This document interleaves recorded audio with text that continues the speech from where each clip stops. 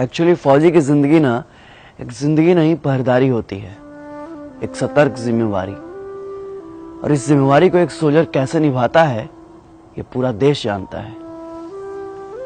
बात सिर्फ पैसे कमाने की होती तो और भी ऑप्शन थे हमारे पास, पर ये जो वर्दी मैंने पहनी है ना, इसे कोई आम इंसान खरीद नहीं सकता है। इसे कमाना पड़ता है, इसकी कीमत चुकानी पड़ती है। पहले घर का खाना हमें अच्छा नहीं लगता था, माँ परेशान रहती थी कि क्या बनाऊं इसके लिए। पर माँ, अब मैंने लाइफ के टेस्ट को चख लिया है।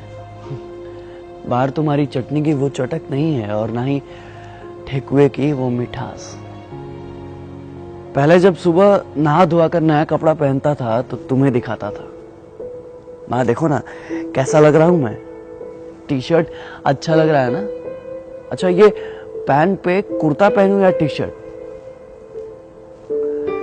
पर माँ अब यहाँ कोई टोकने वाला नहीं है और ना ही बाल में कंघी करने वाला। लीलार पे जो तुम काला टीका लगाती थी ना, आज उस पे किसी की नजर लग गई है। जिंदगी जैसे बिना सेल्फ वाली बाइक सी हो गई है, जब भी स्टार्ट करना चाहता हूं स्टार्ट ही नहीं होती। पहले घर से बाहर जाने को मन करता था, पर अब बाहर इतना रह लिया कि घर जाने को मन करता है।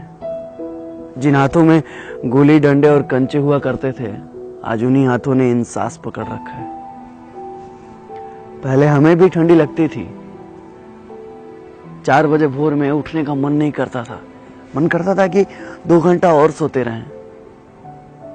पर अब सब एडजस्ट कर लेते हैं। हम भी उठ जाते हैं मॉर्निंग में, जब सभी अपने मीठे ख्वाबों में सपनों में सोए रहते हैं।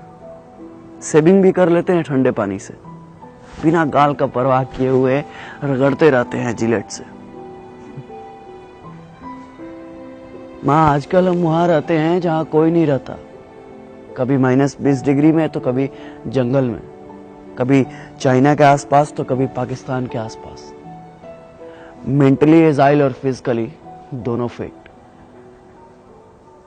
साला कितनी खुशी होती है ना जब 10 दिन की छुट्टी पे घर आते हैं, कभी बुआ के घर तो कभी मौसी के घर, कभी इधर तो कभी उधर। कभी खुद को समय दे ही नहीं पाते, मिलते ही रहते हैं जिंदगी भर लोगों से। लोगों से मिलने के चक्कर में कभी खुद से मिल ही नहीं पाते हम। फौज में काम करते करते हम इतने सिंसियर हो जाते हैं कि पब्लिक ठगना स्टार्ट कर देती है। 10 का सामान 20 रुपए में बेचते हैं दुकान वाले। कनपट्टी के पास 6 बाल देखे नहीं कि सामान का रेट बढ़ जाता है, क्योंकि वे जानते हैं कि ये फौजी लोग हैं, बार्गेनिंग करना नहीं जानते हैं। और सच कहें तो हमने कभी मोल भाव करना सीखा ही नहीं, बस हर सिचुएशन में एडजस्ट कर लेते हैं। जो दोस्त हमें दोस्त समझते थे, आजकल वो हमें कैंटीन समझने लगे। लीकर कार्ड और दारू से ज्यादा हमें किसी ने समझा ही नहीं। एक तो कभी किसी का फोन नहीं आता है, और फोन आता भी है तो सिर्फ ग्रोसरी आइटम के लिए। किसी को फेयर लवली चाहिए तो किसी को हॉर्लिक्स, तो किसी को अमेरिकन टूरिस्ट का बैग और किसी को स्पोर्ट शूज। पहले पूछते थे कब आ रहे हो, होली में आ रहे हो, अच्छा होली में आ रहे हो तो एक मेरे लिए आरएस लेते आना। वैसे भी बिहार में दारू बंद है और कैंटीन के दारू में बहुत नशा है, 4 दिन तक सोते ही रहते हैं। अभी घर पे 4 दिन ठीक से पहुंचे हुए होता नहीं है कि जनता सवाल पूछना शुरू कर देती है। कब जाना है, कब की ट्रेन है भाई, कब जा रहे हो। इतना सवाल तो साला खुद से हमने कभी पूछा ही नहीं जितना बगल वाले पूछते हैं। एक तो कम उम्र में ही आ जाते हैं डिफेंस लाइन में और कट जाते हैं सोशल लाइफ से। कभी किसी के शादी में नहीं जा पाते, कभी किसी के फंक्शन में नहीं जा पाते। शिकायतें सबको रहती हैं कि हम नहीं आते हैं, पर क्या करें, अपनी जिंदगी को बस एडजस्ट कर लेते हैं। अपने पर्सनल लाइफ को सोशल लाइफ से कनेक्ट ही नहीं कर पाते, क्योंकि फौजियों का कोई सोशल लाइफ ही नहीं होता। अरे कंफर्म टिकट की तो दूर की बात है, साला 3 महीने पहले छुट्टी तो कंफर्म है।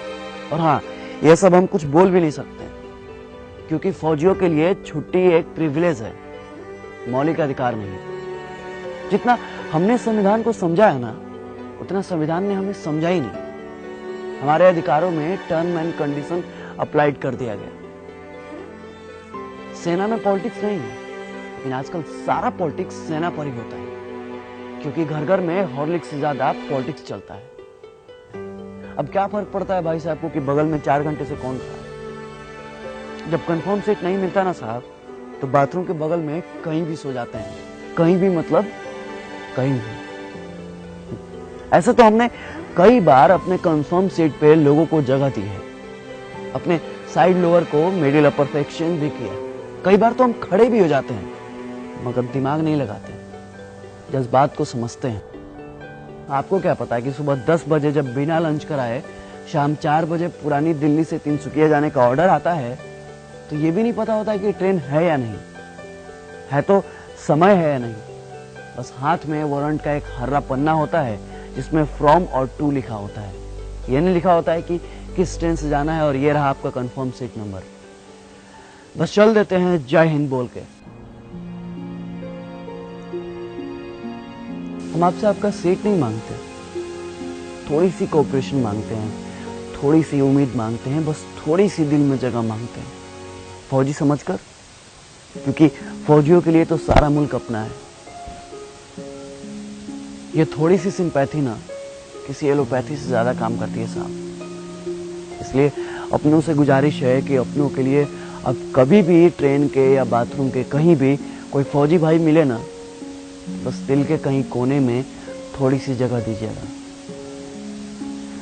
जय हिंद, जय Bharat. If I die in a war zone, box me up and send me home. Put my medals on my chest. Tell my mom I did my best. Tell my dad not to go. He won't get tension from me now. Tell my bro to study perfectly. Key of my bike will be his permanently. Tell my sister not to be upset. Her bro will take a long sleep after sunset. Tell my nation not to cry, because I'm a soldier born to die.